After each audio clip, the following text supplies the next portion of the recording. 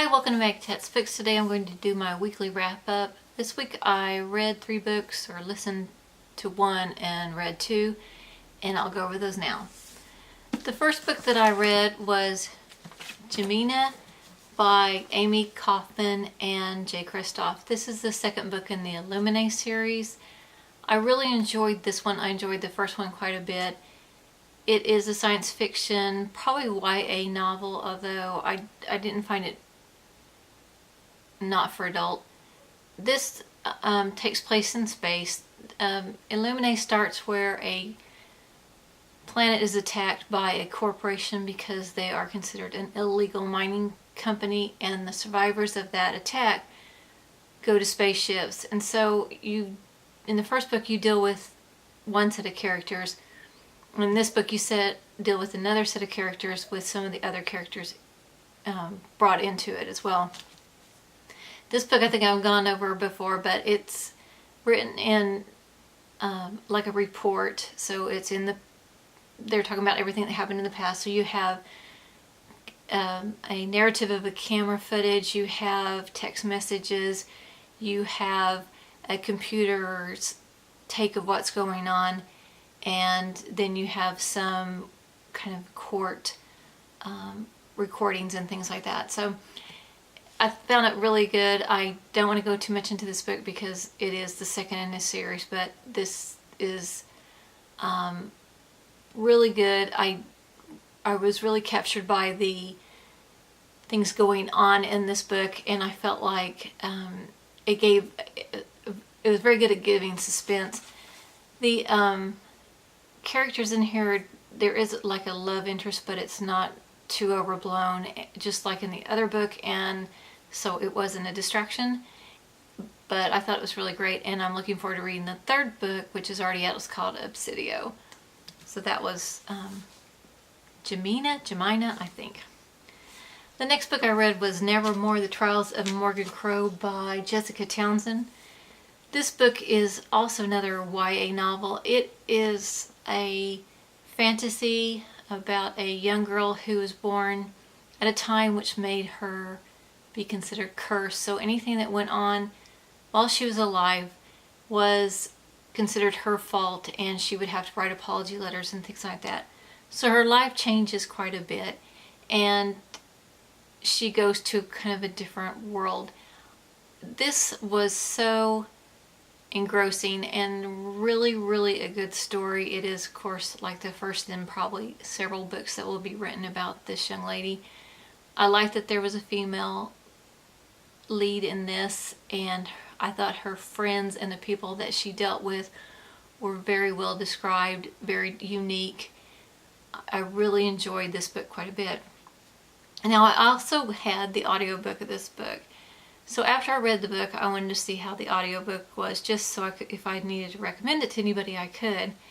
The narrator is Gemma Whelan, and she was amazing. She is a British actress, I believe, and she did the voices so well. She really made them unique. She could do several different accents, and I just found her marvelous. So much that I listened to the entire book, so I pretty much read this one twice, or read it once and listened to it once this week. It was so good. So I recommend the audiobook as well as reading the book, and am looking forward to future ones of this one as well.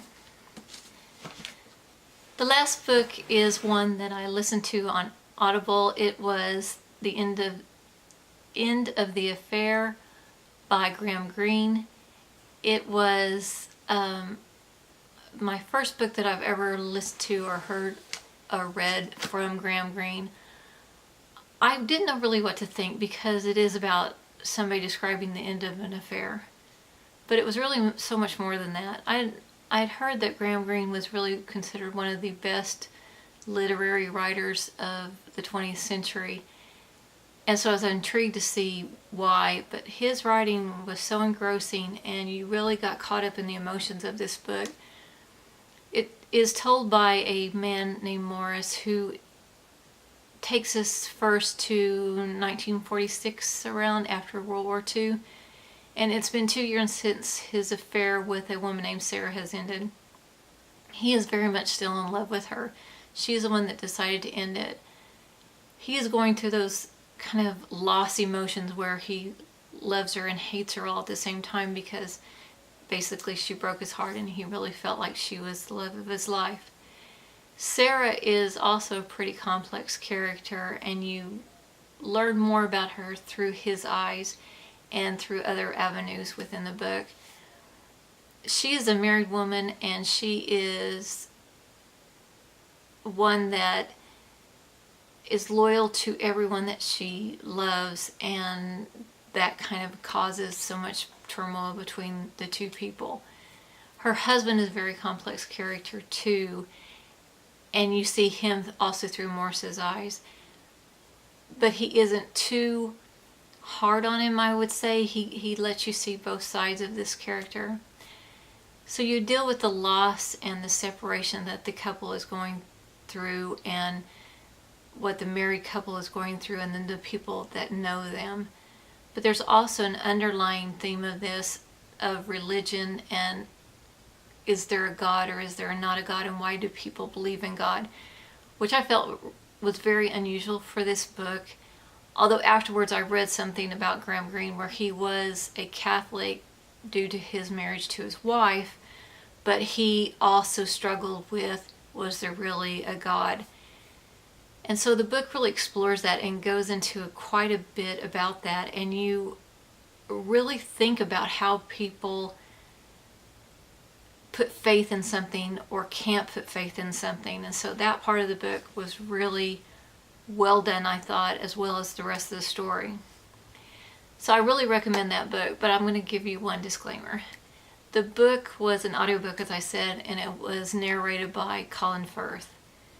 Honestly, if Colin Firth read a appliance manual to me, I would probably give it 5 stars on Goodreads and make it a literary masterpiece in my review. So I'm a little biased, but he did such an amazing job with the voices, and especially since a lot of it is within a struggle of what people are going through, or especially what Morse is going through, with looking at why and what could have been done different and what mistakes were made during this love affair, but also his trying to find out, is somebody really somebody you can believe in, like God, if you can't see that person. And he also kind of puts it with his feelings for Sarah. So that was done so superbly, I thought. So just take it with a grain of salt, but I really think that I enjoyed it more because I heard it by a very accomplished actor than if I had read it and kind of put it through my mind and might have thought some of the struggle that the man was going through was more of a whine rather than a true struggle and frustration that would be normal for a person. So, good book. All 3 books I think were really great, and I had a really great reading week. So that's all for this week. Please let me know if you've read any of these books and what you thought of them. That's all for now. Thank you so much for watching. I'll talk to you later. Bye.